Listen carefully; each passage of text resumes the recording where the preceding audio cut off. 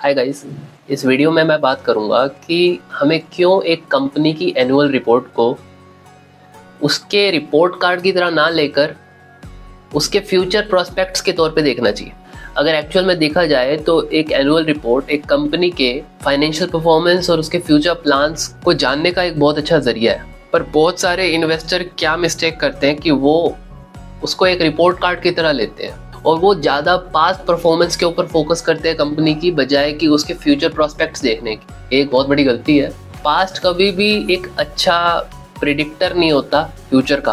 Past में चाहे जितना मर्जी अच्छा हो, फ्यूचर में अच्छा होगा कि नहीं वो डिपेंड करता है कि मैनेजमेंट का माइंडसेट क्या है। ऐसा भी हो सकता है कि कुछ कंपनीज जिन्होंने काफ़ी टाइम तक स्ट्रगल किया हो और अब जाकर अचानक उनके फ्यूचर प्रोस्पेक्ट्स चेंज हो जाए बिकॉज उनका रुख चेंज हो गया, उनका माइंडसेट चेंज हो गया, हो सकता है। इसलिए बहुत इंपॉर्टेंट है कि हम एनुअल रिपोर्ट को फ्यूचर प्रोस्पेक्ट्स के तौर पे लें।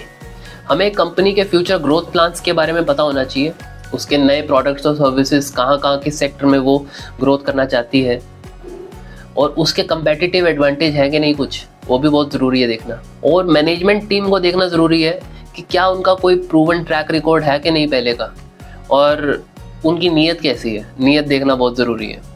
अगर आप फ्यूचर के ऊपर फोकस करोगे तो आपको कई अंडर वैल्यूड कंपनी मिल जाएंगी, लेकिन आप सिर्फ अगर पास्ट रिपोर्ट के ऊपर फोकस करोगे ना तो आपको ओवर वैल्यूड कंपनीज बहुत सारी मिलेंगी।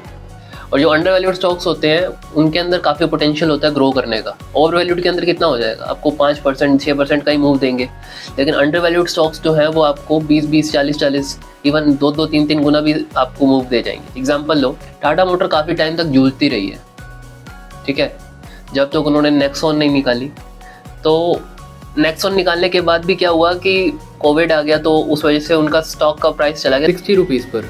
और क्या उनकी वैल्यू इतनी भी नहीं थी, कंपनी की अच्छी वैल्यू थी ना, स्ट्रॉन्ग फ्यूचर प्रोस्पेक्ट्स थे कि हम क्या क्या करने वाले हैं।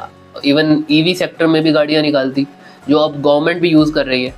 तो इन प्रोस्पेक्ट्स को देखते हुए लोग, जब टाटा मोटर अंडर वैल्यूड दिखा उसमें उन्होंने इन्वेस्ट किया। 60 के प्राइस पे इन्वेस्ट करके आज टाटा मोटर 650 पर बैठा है, 10 गुना हो गया 2-3 साल में कोविड के बाद से। देखो वो तो अपॉर्चुनिटी थी।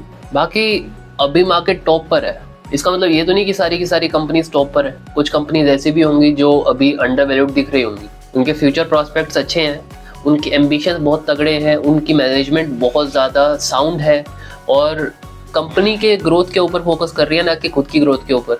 अगर हम ये देखेंगे तो हम ऐसी कंपनीज ढूंढ पाएंगे जो कि अभी तो काम कर रही हैं साइलेंटली, पर उनका काम धीरे धीरे दिख रहा है, उनकी वैल्यूज़ भी दिख रही हैं, उनके क्वांटिटेटिव उनके फिगर्स भी दिख रहे हैं, लेकिन अभी उनका प्राइस उस तरीके से ग्रो नहीं कर रहा। तो हम उन कंपनीज़ में कैपिटलाइज कर सकते हैं, पैसा एक्यूमुलेट कर सकते हैं, ताकि जैसे ही उनकी कोई बड़ी न्यूज़ आती है, जैसे ही कुछ उनके अंदर ब्रेकआउट होता है तो हमको कई गुना रिटर्न मिल सकते हैं। इस तरीके से इन्वेस्ट करना चाहिए फ्यूचर प्रॉस्पेक्ट्स को देखकर, ना कि पास्ट परफॉर्मेंस को देखकर। पास्ट परफॉर्मेंस होती है, मतलब अगर किसी कंपनी ने पास्ट में परफॉर्म ही नहीं किया, अब क्या आप एक्सपेक्ट करते हो अचानक से बहुत कुछ हो जाएगा? ऐसा नहीं होता। टर्न अराउंड जो होता है वो 2 तरीके से होता है, या तो कंपनी बहुत अच्छी है और फिर अचानक से उन्होंने और एक अच्छा दाव खेल दिया जिस वजह से उनका स्टॉक आसमान छू रहा है, या फिर कंपनी बुरी हालात में थी और फिर एक ऐसे मैनेजमेंट ने उसको टेक ओवर कर लिया जो मैनेजमेंट उसकी दिशा चेंज कर देगी, जिसके प्रॉस्पेक्ट्स ही अलग है, तब भी आप ले सकते हो।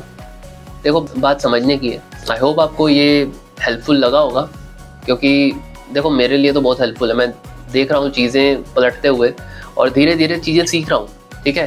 तो अगर ये चीज़ मुझे पहले समझ आ गई होती तो शायद मैं 2020 में बहुत बेनिफिट उठा पाता, पर मैं आपको सच बताऊँ मैंने नहीं बेनिफिट उठाया। कोविड का कोई मैंने प्रॉफिट नहीं उठाया। तो बोलना बहुत आसान है, अप्लाई करना बहुत मुश्किल है, मैं जानता हूँ, पर धीरे धीरे थोड़ा थोड़ा पैसा एक्यूमुलेट करके हम जोड़ सकते हैं, बजाय कि एकदम से सारा पैसा लगाना और फिर रुकना बहुत मुश्किल है। आप थोड़ा थोड़ा हर महीने जोड़ के किसी भी अच्छी कंपनी में इन्वेस्ट कर सकते हो, लाइक एन SIP। बजाय कि म्यूचुअल फंड में इन्वेस्ट SIP करने की बजाय आप डायरेक्टली स्टॉक में SIP कर सकते हो जो आपको अच्छे दिखते हैं। जब तक अच्छे हैं, जब तक बहुत अच्छा परफॉर्म कर रहे हैं, देन लेट देम ग्रो ना। तो इस तरीके से आपका पैसा भी ग्रो करेगा। बाकी अगर कुछ भी आपको फीडबैक देना है या क्वेश्चन पूछने हैं तो आप कमेंट सेक्शन में पूछो, मैं बैठा हूँ आपका रिप्लाई करने के लिए। और चैनल को सब्सक्राइब भी कर दो यार, बड़ी मुश्किल से वीडियो बनती है। Thank you so much for watching. जय भोलेनाथ।